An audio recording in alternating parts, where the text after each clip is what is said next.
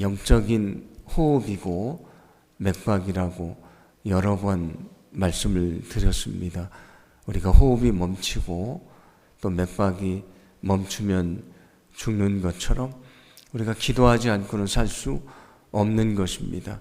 그래서 주님도 우리에게 너희는 항상 기도하라, 너희는 계속 기도하라 말씀을 하셨습니다. 이제 우리가 새로운 한 달을 맞이하게 됐는데 이 한 달도 저와 여러분이 기도로 살아가게 되기를 간절히 소망합니다. 우리가 기도할 때 함께 하시고 또 기도의 능력을 경험할 수 있도록 역사해 주실 줄로 믿습니다. 오늘 7절 말씀 보시면 이렇게 말씀을 하는데 예수님께서 기도에 대해서 가르쳐 주시는 중요한 기도의 원리를 말씀해 주십니다. 구하여라 그리하면 너희에게 주실 것이다. 찾으라 그리하면 너희가 찾을 것이다. 문을 두드리라 그리하면 하나님께서 너희에게 열어 주실 것이다 말씀을 합니다. 여기 중요한 그 세 가지를 말합니다. 구하라, 찾으라, 두드리라 말씀을 하는데 이것을 흔히 오늘 말씀의 제목으로 삼은 것처럼 기도의 삼박자다 그렇게 말하기도 합니다. 예수님이 기도에 대한 단순하지만 아주 중요한 원리를 가르쳐 주신 것인데 첫 번째 원리는 무엇입니까? 구하라 그런 말씀입니다. 주님은 우리에게 구하라고 말씀을 합니다. 왜 주님은 먼저 구하라고 말씀한 것인가? 기도라는 것이 무엇입니까? 하나님의 능력을 경험하는 것이지 않습니까? 그런데 기도하지 않으면 아무도 하나님의 능력을 경험할 수가 없는 것입니다. 그래서 먼저 필요한 것은 너희는 기도해야 된다. 반드시 기도하라고 말씀하시는 것입니다. 그래서 예수님도 제자들에게 기도를 가르쳐 주시고요. 또 이렇게 말씀하셨는데 요한복음 16장 24절입니다. 우리 함께 봉독합니다. 지금까지는 너희가 아무것도 내 이름으로 구하지 않았다. 구하여라. 그러면 받을 것이다. 그래서 너희의 기쁨이 넘치게 될 것이다. 아멘. 지금까지는 예수님의 이름으로 구하지 않았지만 너희는 구하라. 그러면 받을 것이라고 말씀합니다. 먼저 필요한 것은 하나님 앞에 엎드려서 기도하는 것입니다. 하나님은 우리의 소원을 모르셔서 기도하라고 하시는 것인가? 그렇지 않습니다. 하나님이 우리에게 원하시는 것은 우리의 간절한 마음입니다. 그래서 너희는 먼저 엎드려 기도해라. 반드시 기도해야 된다. 기도하지 않고는 아무런 하나님의 역사를 볼 수 없다고 말씀해 주십니다. 하나님이 황폐한 이스라엘 민족의 땅을 에덴 동산처럼 회복시켜 주실 것을 말씀할 때에 이런 말씀을 들려줍니다. 에스겔 36장 37절인데 주 여호와께서 이같이 말씀하셨느니라. 그래도 이스라엘 족속이 이같이 자기에게 이루어 주시기를 내게 구하여야 할지라. 내가 그들의 수요를 양떼같이 많아지게 하되 라고 말씀을 합니다. 하나님이 황폐한 이스라엘 민족의 땅을 에덴 동산처럼 회복시켜 주실 것을 결심하셨고요. 반드시 이루어 주실 것을 말씀을 하셨습니다.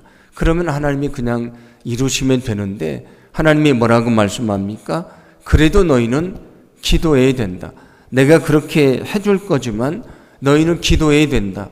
왜냐하면 우리가 만약에 기도하지 않고 얻으면 어떤 생각을 갖습니까? 아, 우연히 이루어진 것이구나. 난 참 재수가 좋은 사람이구나. 나는 참 운이 좋은 사람이구나.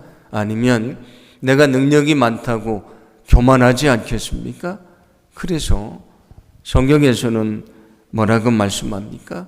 하나님이 이미 그렇게 이루어 주시기로 결정하시고 약속하셨지만 너희는 그래도 기도해야 된다. 그래야만 그것이 하나님의 역사인 것을 알게 되고 너희는 감사할 수 있다고 말씀해 주십니다. 하나님이 이미 결정하시고 이루어 주실 것이 분명한데 그것을 위해서도 기도하라고 하셨는데 우리가 다른 것을 위해서 기도하지 않고 어떻게 하나님의 역사를 볼 수가 있겠습니까? 그래서 오늘 성경 말씀은 너희는 먼저 기도해라. 기도하지 않으면 안 된다. 기도해야만 하나님의 역사를 볼 수 있다. 그래서 오늘 성경은 너희는 먼저 구하라고 말씀해 주시는 것입니다. 어떻게 구해야 되는 것인가?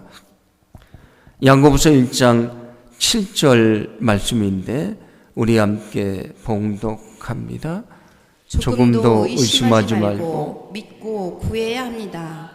의심하는 사람은 마치 바람에 밀려서 출렁이는 바다 물결과 같습니다. 그런 사람은 주님께로부터 아무것도 받을 생각을 하지 마십시오. 아멘. 여기도 구하라고 말씀합니다. 어떻게 구하는가? 의심하지 말고 믿고 구해라. 만약에 너희가 그렇게 믿고 구하지 않으면 아예 받을 생각을 하지 말라고 말씀하지 않습니까? 주님은 우리에게 기도의 첫 번째 원리로 너희는 먼저 기도해라. 반드시 기도하라. 기도하지 않으면 아무 능력도 볼 수 없다고 말씀해 주셨습니다. 소망하기는 오늘 우리가 기도의 자리에 모였는데 주님의 말씀처럼 내가 먼저 기도하겠다. 나는 반드시 기도하겠다. 난 늘 기도하겠다. 나는 기도하는 것을 멈추지 않겠다. 여러분이 결심하기를 간절히 소망합니다. 그때 우리의 기도를 들으시는 하나님의 큰 능력을 보게 될 줄로 믿습니다. 오늘 두 번째로 말씀해 주시는 것은 여기 찾으라고 말씀하시는 것입니다. 우리가 물건을 잃어버리면 어떻게 합니까? 그냥 그 자리에만 앉아 있는 것이 아니고 물건을 찾으려고 이곳저곳을 다니면서 우리가 찾게 되지 않습니까? 오늘 예수님이 말씀하시는 두 번째 기도 원리인 찾으라고 하는 것은 어떤 말씀이냐면 우리가 하나님 앞에 엎드려서 기도해야 된다. 그리고 간절히 기도해야 된다라고 말씀을 하시면서 그것만이 아니고 우리의 그 기도가 이루어지도록 너희는 물건을 찾아다니는 사람처럼 애쓰고 수고해야 된다. 그런 얘기입니다. 누가 기도응답의 역사를 이룰 수 있는가? 그냥 기도만 하고 엎드리는 사람이 아니고요. 그 기도를 이루기 위해서 적극적으로 수고하고 헌신하고 행동하는 사람이 하나님의 역사를 보게 된다. 그런 얘기입니다. 한 신학생이 내일 히브리어 시험을 보는데 자신이 없습니다. 그래서 밤새도록 기도를 했습니다. 그리고 그 다음날 시험을 보게 되는데 아무리 시험지를 봐도 답을 하나도 모릅니다. 그래서 그 신학생이 고민하다가 아래에 뭐라고 적었냐면 하나님은 모든 답을 다 알고 계십니다. 저는 하나님의 답에 전적으로 동의합니다.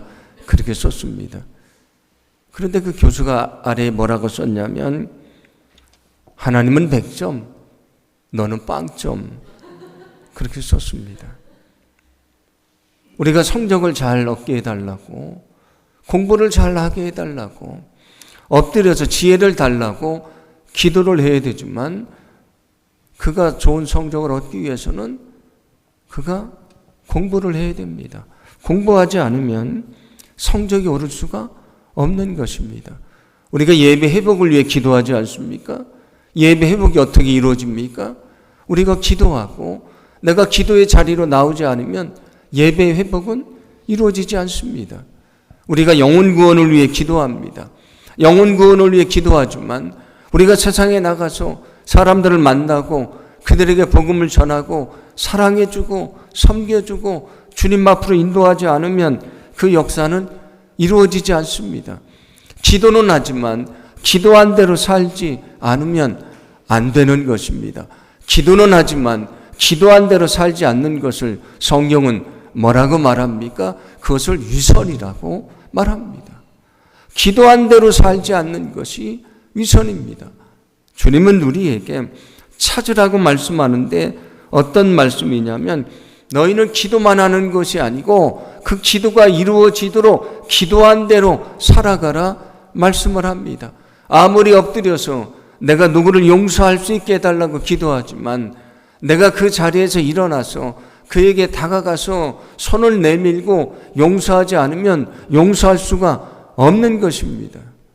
여러분, 오늘 주님은 우리에게 아주 중요한 기도 제목을, 기도 원리를 가르쳐 줍니다.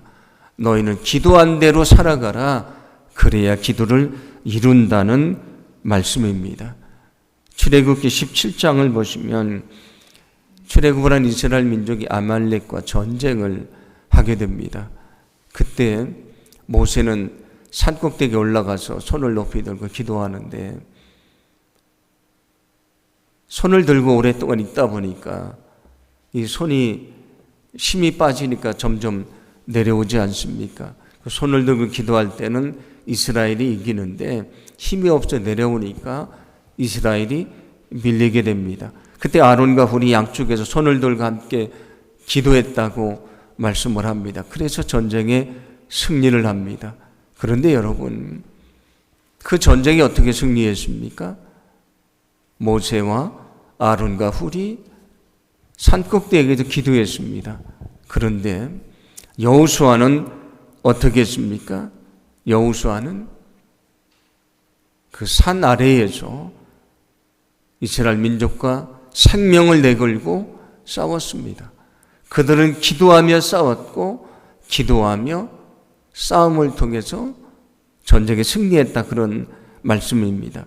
출애굽기 17장 12절과 13절이 우리에게 그것을 말씀해 줍니다.